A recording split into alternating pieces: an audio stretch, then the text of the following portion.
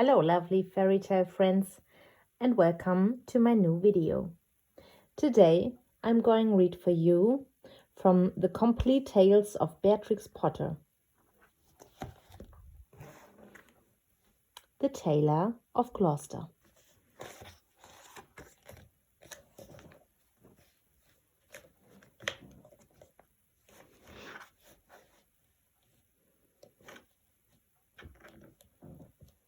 In the time of swords and periwigs and full-skirted coats with flowered laps, when gentlemen wore ruffles and gold-laced waistcoats of paduasoy and taffeta, there lived a tailor in Gloucester.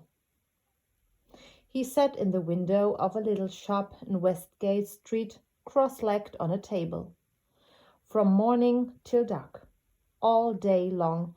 While the light lasted, he sewed and snippeted, piecing out his satin and pompadour, and lute-string stuffs had strange names, and were very expensive in the days of the Tailor of Gloucester. But although he sewed fine silk for his neighbours, he himself was very, very poor, a little old man in spectacles, with a pinched face, old crooked fingers, and a suit of threadbare clothes. He cut his coats without waste, according to his embroidered cloth. They were very small ends and snippets that lay about upon the table, to narrow breadths for naught except waistcoats for mice, said the tailor. One bitter cold day, near Christmas time, the tailor began to make a coat of cherry-colored corded silk embroidered with pansies and roses, and a cream-colored satin waistcoat trimmed with gauze and green worsted chenille for the mayor of Gloucester. The tailor worked and worked, and he talked to himself. He measured the silk and turned it round and round, and trimmed it into shape with his shears. The table was all littered with cherry-colored snippets. No breadth at all, and cut on the cross. It is no breadth at all, tippets for mice and ribbons for mops. For mice, said the Tailor of Gloucester. When the snowflakes came down against the small leaded window panes and shut out the light, the tailor had done his day's work. All the silk and satin lay cut out upon the table. There were 12 pieces for the coat and 4 pieces for the waistcoat, and there were pocket flaps and cuffs and buttons all in order. For the lining of the coat there was fine yellow taffeta, and for the buttonholes of the waistcoat there was cherry-colored twist. And everything was ready to sew together in the morning, all measured and sufficient, except that there was wanting just one single skein of cherry-colored twisted silk. The tailor came out of his shop at dark, for he did not sleep there at nights. He fastened the window and locked the door and took away the key. No one lived there at night but little brown mice, and they ran in and out without any keys. For behind the wooden wainscots of all the old houses in Gloucester there are little mouse staircases and secret trapdoors, and the mice run from house to house through those long narrow passages. They can run all over the town without going into the streets. But the tailor came out of his shop and shuffled home through the snow. He lived quite near by in College Court, next the doorway to College Green. And although it was not a big house, the tailor was so poor he only rented the kitchen. He lived alone with his cat. It was called Simpkin. Now all day long, while the tailor was out at work, Simpkin kept house by himself. And he also was fond of the mice though he gave them no satin for coats. Meow, said the cat when the tailor opened the door. Meow, the tailor replied. Simpkin, we shall make our fortune, but I am worn to a revelling. Take this groat, which is our last 4 pence, and Simpkin take a china pipkin, buy a pennorth of bread, a pennorth of milk, and a pennorth of sausages. And oh, Simpkin, with the last penny of our 4 pence, buy me 1 pennorth of cherry-colored silk. But do not lose the last penny of the 4 pence, Simpkin, or I am undone and worn to a thread paper, for I have no more twist. Then Simpkin again said, Meow, and took the groat and the pipkin and went out into the dark. The tailor was very tired and beginning to be ill. He sat down by the hearth and talked to himself about that wonderful coat. I shall make my fortune to be cut bias. The mayor of Gloucester is to be married on Christmas Day in the morning, and he hath ordered a coat and an embroidered waistcoat to be lined with yellow taffeta, and the taffeta sufficeth. There is no more left over in snippets than would serve to make tippets for mice.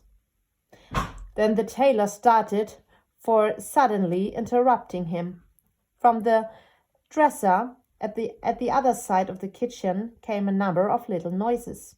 Tip tap, tip tap, tip tap tap. Now what can that be? Said the tailor of Gloucester, jumping up from his chair. The dresser was covered with crockery and pipkins, willow pattern plates and teacups and mugs. The tailor crossed the kitchen and stood quite still beside the dresser, listening and peering through his spectacles. Again, from under a teacup came those funny little noises. Tip tap, tip tap, tip tap, tip. This is very peculiar, said the tailor of Gloucester, and he lifted up the teacup, which was upside down.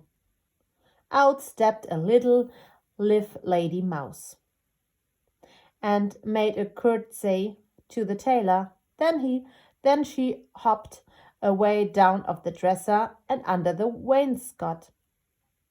The tailor sat down again by the fire, warming his poor cold hands and mumbling to himself. The waistcoat is cut out from peach-colored satin, tambour stitch and rosebuds in beautiful floss silk. Was I wise to entrust my last 4 pence to Simpkin? 21 buttonholes of cherry-colored twist. But all at once from the dresser there came other little noises. Tip tap, tip tap, tip tap, tip. This is passing extraordinary, said the tailor of Gloucester, and turned over another teacup, which was upside down. Out stepped a little gentleman mouse and made a bow to the tailor. And then, from all over the dresser, came a chorus of little tappings, all sounding together and answering one another like watch beetles in an old worm-eaten window shutter. Tip tap, tip tap, tip tap, tip. And out from under teacups and from under bowls and basins stepped other and more little mice, who hopped away down of the dresser and under the wainscot. The tailor sat down close over the fire, lamenting 21 buttonholes of cherry-colored silk, to be finished by noon of Saturday, and this is Tuesday evening. Was it right to let loose those mice, undoubtedly the property of Simpkin? Alack, I am undone, for I have no more twist. The little mice came out again and listened to the tailor. They took notice of the pattern of that wonderful coat. They whispered to one another about the taffeta lining and about little mouse tippets. And then, all at once, they all ran away together down the passage behind the wainscot, squeaking and calling to one another as they ran from house to house, and not one mouse was left in the tailor's kitchen when Simpkin came back with a pipkin of milk. Simpkin opened the door and bounced in with an angry grrr meow, like a cat that is vexed, for he hated the snow, and there was snow in his ears and snow in his collar at the back of his neck. He put down the loaf and the sausages upon the dresser and sniffed. "Simpkin," said the tailor, "where's my twist?" But Simpkin set down the pipkin of milk upon the dresser and looked suspiciously at the teacups. He wanted his supper of little fat mouse. "Simpkin," said the tailor, "where's my twist?" But Simpkin hid a little parcel privately in the teapot and spit and growled at the tailor, and if Simpkin had been able to walk, he would have asked, "Where's my mouse?" "Alack, I am undone," said the Tailor of Gloucester, and went sadly to bed. All that night long, Simpkin hunted and searched through the kitchen, peeping into cupboards and under the wainscot, and into the teapot where he had hidden that twist, but still he found never a mouse. Whenever the tailor muttered and talked in his sleep, Simpkin said, "Meow, crash," and made strange horrid noises, as cats do at night. For the poor old tailor was very ill, with a fever, tossing and turning in his four-post bed, and still in his dreams he mumbled, "No more twist, no more twist." All that day he was ill, and the next day, and the next day, and what should become of the cherry colored coat? In the tailor's shop in Westgate Street, the embroidered silk and satin lay cut out upon the table, 21 buttonholes, and who should come to sew them when the window was barred and the door was fast locked? But that does not hinder the little brown mice. They run in and out without any keys, through all the old houses in Gloucester. Out of doors, the market folks went trudging through the snow to buy their geese and turkeys, and to bake their Christmas pies. But there would be no Christmas dinner for Simpkin and the poor old Tailor of Gloucester. The tailor lay ill for 3 days and nights, and then it was Christmas Eve and very late at night. The moon climbed up over the roofs and chimneys and looked down over the gateway into College Court. There were no lights in the windows, nor any sound in the houses. All the city of Gloucester was fast asleep under the snow. And still Simpkin wanted his mice, and he mewed as he stood beside the four-post bed. But it is in the old story that all the beasts can talk in the night between Christmas Eve and Christmas Day in the morning, though there are very few folk that can hear them or know what it is that they say. When the cathedral clock struck 12, there was an answer like an echo of the chimes, and Simpkin heard it and came out of the tailor's door and wandered about in the snow. From all the roofs and gables and old wooden houses in Gloucester came 1,000 merry voices singing the old Christmas rhymes, all the old songs that ever I heard of, and some that I don't know, like Whittington's spells. First and loudest the cocks cried out, "Dame, get up and bake your pies." "Oh, dilly, dilly, dilly," sighed Simpkin. And now in a garret there were lights and sounds of dancing, and cats came from over the way. Hey, diddle diddle, the cat and the fiddle. All the cats in Gloucester except me, said Simpkin. Under the wooden eaves, the starlings and sparrows sang of Christmas pies. The jackdaws woke up in the cathedral tower, and although it was the middle of the night, the throstles and robins sang. The air was quite full of little twittering tunes. But it was all rather provoking to poor hungry Simpkin. Particularly, he was vexed with some little shrill voices from behind a wooden lattice. I think that they were bats, because they always have very small voices, especially in a black frost, when they talk in their sleep, like the Tailor of Gloucester. They said something mysterious that sounded like, Buzz quoth, the blue fly hum youth the bee. Buzz and bum they cry, and so do we. And Simpkin went away, shaking his ears as if he had a bee in his bonnet. From the tailor's shop in Westgate came a glow of light, and when Simpkin crept up to peep in at the window, it was full of candles. There was a snippeting of scissors and snappeting of thread, and little mouse voices sang loudly and gaily. 24 tailors went to catch a snail. The best man amongst them durst not touch her tail. She put out her horns like a little kylie cow. Run, tailors, run, or she have you all in now.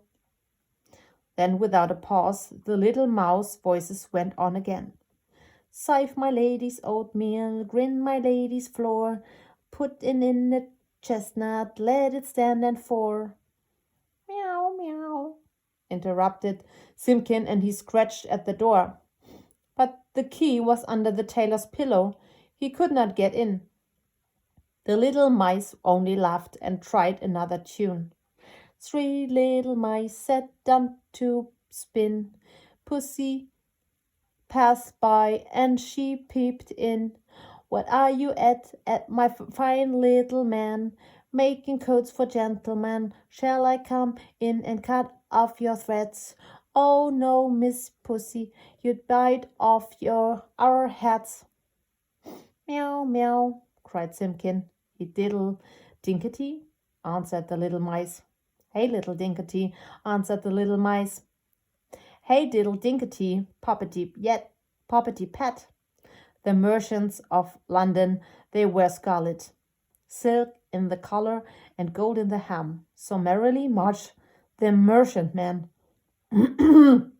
They clicked their timbrels to mark the time, but none of the songs pleased Simpkin. He sniffed and mewed at the door of the shop. And then I bought a pipkin and a popkin, a slipkin and a slopkin, all for one farting.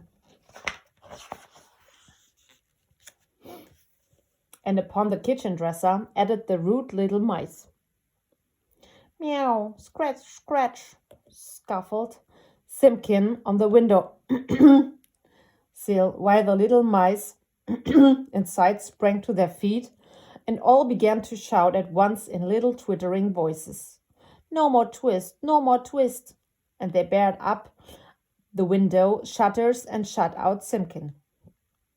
But still through the nicks in the shutters, he could hear the click of thimbles and little mouse voices singing. No more twist, no more twist! Simpkin came away from his shop and went home, considering in his mind. He found the poor old tailor without fever sleeping peacefully. Then Simpkin went on tiptoe and took a little parcel of silk out of the teapot and looked at it in the moonlight, and he felt quite ashamed of his badness compared with those good little mice. When the tailor awoke in the morning, the first thing which he saw upon the patchwork quilt was a skein of cherry-colored twisted silk, and beside his bed stood the repentant Simpkin. "Alack, I am worn to a revelling," said the tailor of Gloucester, "but I have my twist." The sun was shining on the snow when the tailor got up and dressed and came out into the street with Simpkin running before him. The starlings whistled on the chimney stacks and the throstled and robins sang, but they sang their own little noises, not the words they had sung in the night. "Alack," said the tailor, "I have my twist, but no more strength nor time than will serve to make me one single buttonhole, for this is Christmas Day in the morning. And the mayor of Gloucester shall be married by noon, and where is his cherry-coloured coat?" He unlocked the door of the little shop in Westgate Street, and Simpkin ran in, like a cat that expects something. But there was no one there, not even one little brown mouse. The boards were swept clean. The little ends of thread and little silk snippets were all tidied away and gone from off the floor. But upon the table, oh joy, the tailor gave a shout. There, where he had left plain cuttings of silk, there lay the most beautifulest coat and embroidered satin waistcoat that ever were worn by a mayor of Gloucester. There were roses and pansies upon the facings of the coat, and the waistcoat was worked with poppies and cornflowers. Everything was finished except just one single cherry-coloured buttonhole, and where that buttonhole was wanting, there was pinned a scrap of paper with these words, in little teeny-weeny writing: "No more twist."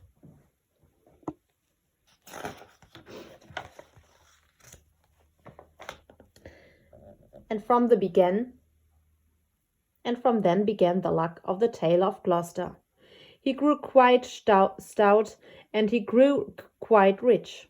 He made the most wonderful waistcoats for all the rich merchants of Gloucester, and for all the fine gentlemen of the country round. Never were seen such ruffles or such embroidered cuffs and lappets, but his buttonholes were the greatest triumph of it all.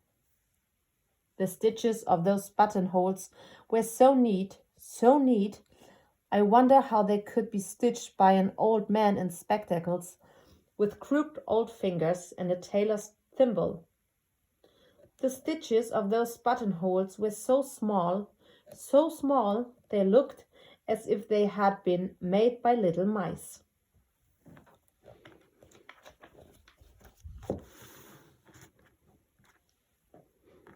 If you liked the video, I hope you subscribe my channel. See you next time.